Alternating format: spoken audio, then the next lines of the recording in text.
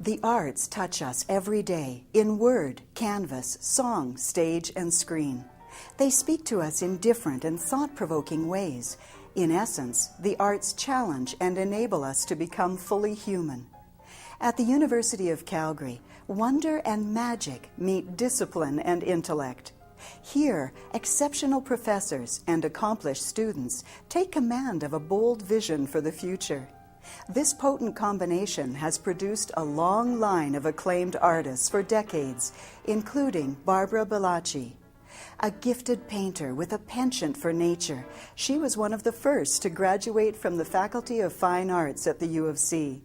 Her work has left an indelible impression on the community, and her earliest efforts have stood the test of time.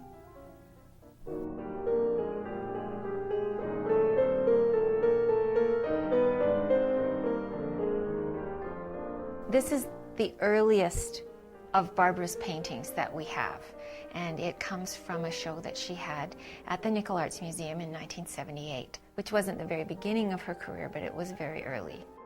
I have always loved it because I think it represents, as do other things that we have, the absolute joy and exuberance of her painting.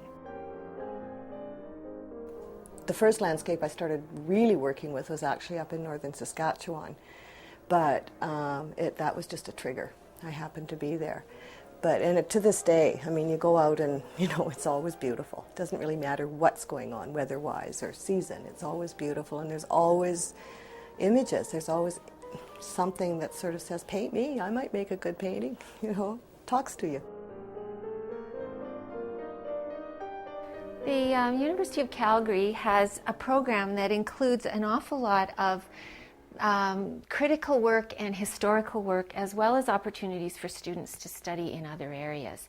And I think Barbara is a wonderful example of somebody who has taken advantage, so she is able to not only create wonderful images like the one we see here, but she's also able to explain and understand why those images have importance in the culture.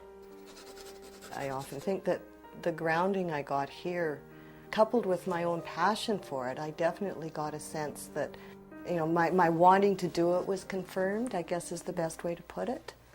I think that the process of being in an intellectual environment was really valuable. And all of the learning that you do, all the effort you make to study and to understand conceptually and factually the world enters into the way your mind works.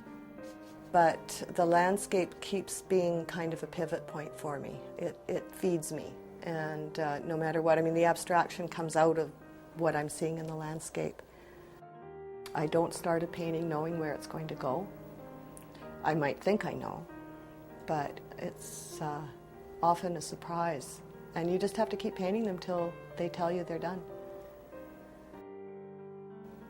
We've known her for decades, and we've loved her as well as her work, so it's doubly valuable to have her work in our everyday lives. We're all trying to communicate, I think, in life in some form, and if I can put something down on a canvas that speaks well enough of values in life, of things that matter, that somebody will want to live with that, that's big.